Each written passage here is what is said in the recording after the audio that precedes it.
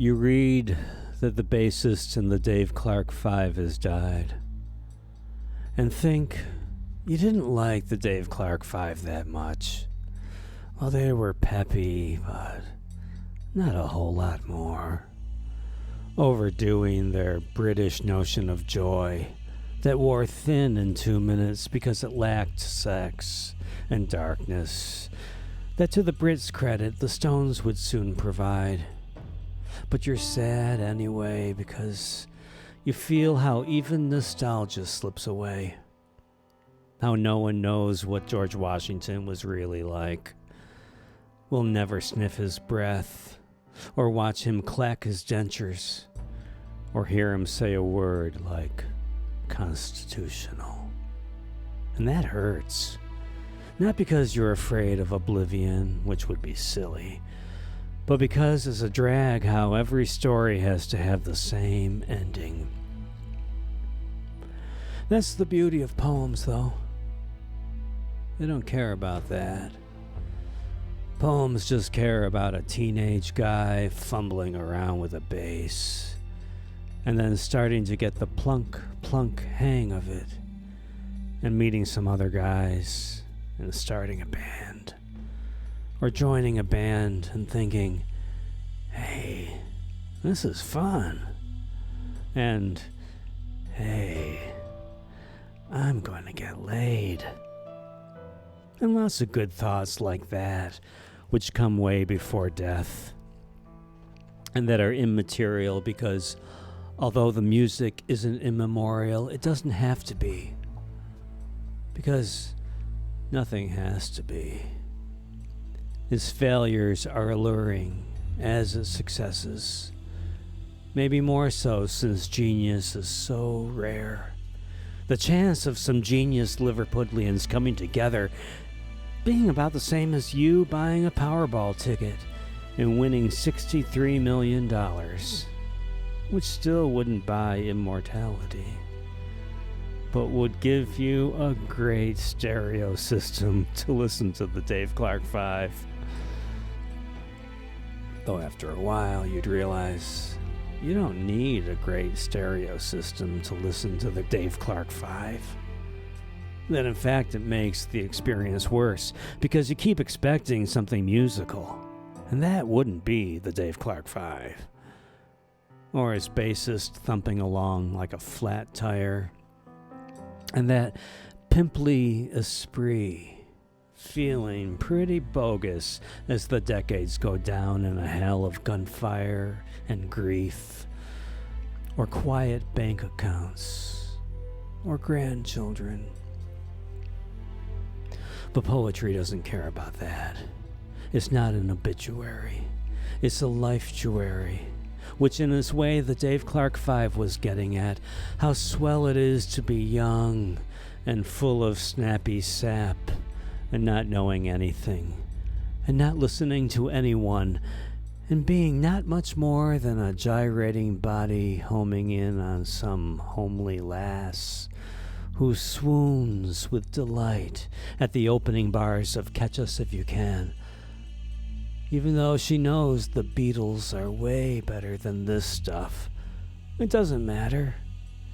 There are moments in life when anything will do. And you just go with that. You say yes to whatever is breathing hard in your face. His breath may be like George Washington's because he lived in some moments once upon a time. And though he never heard an electric bass, he must have wanted to rock out as a kid. Because kids always want to rock out. That's what their bodies are telling them, to pick up a bass, or another person, or a constitution, or a nation, and start rocking. Start plunking away. And feeling that, though it's just you, some second-person figment that one uncharted day will dissolve into the listless ozone. It doesn't matter. Because no one's counting how many ecstasy buttons you've pushed. Because one is enough.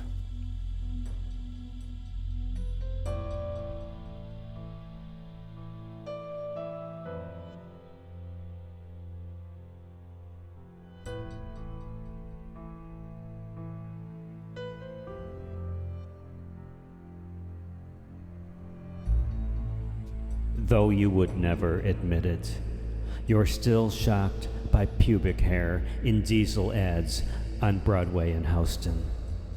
And you wonder what conversations lead up to a guy posing with his pants unzipped to the forest. Maybe the stylist does it, but somebody had to think, let's show pubic hair.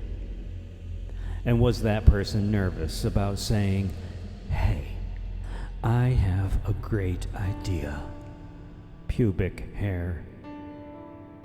You think about David Lettick's book, Naked Men 2, and the model with the cigarette whose mother photographed him with his jeans falling off and his pubic hair showing, and how that's weird. And you can't even begin to process how someone would let his own mother photograph him nearly naked, and why a mother would want to. Everyone pretends pubic hair in pictures is artistic, but we all know it's really about sex, which you quickly remind yourself is okay too, because you're liberal, which you sometimes think means you don't believe in anything because you want people to like you. Then you think how you hate the phrase shock of pubic hair in novels, and spend the next several minutes trying to think of a better phrase. Shrub of, patch of, spread of, taste of, wad of. Then you think how Joyce Carol Oates describes fat men's chests as melting chicken fat in her story, and get paranoid because you used to be fat and can never get your chest as tight as you want, no matter how much you bench press. You make a mental note to send poems to Ontario Review. Joyce Carol Oates is one of the editors and might like your work. They published Judith Vollmer's poem about the reporter covering a murder scene, and you love her and her poems. Maybe you should send her an email and see how she's doing. Then you think about pubic hair again, how embarrassing it can be at Dr. Engel's when he examines you and stares at it. Do you have too much?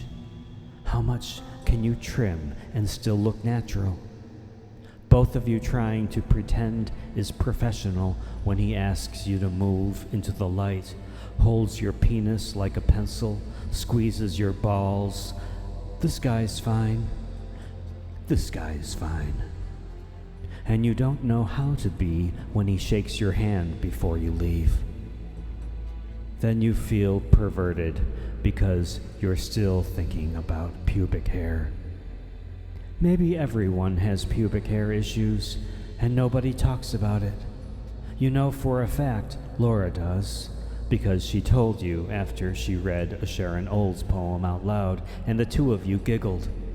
You think of Tara with thick eyeliner who said, well-groomed underarms are really sexy.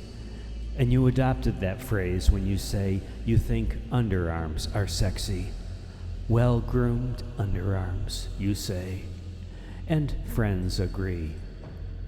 Especially Tom, who also loves underarms and sex clubs.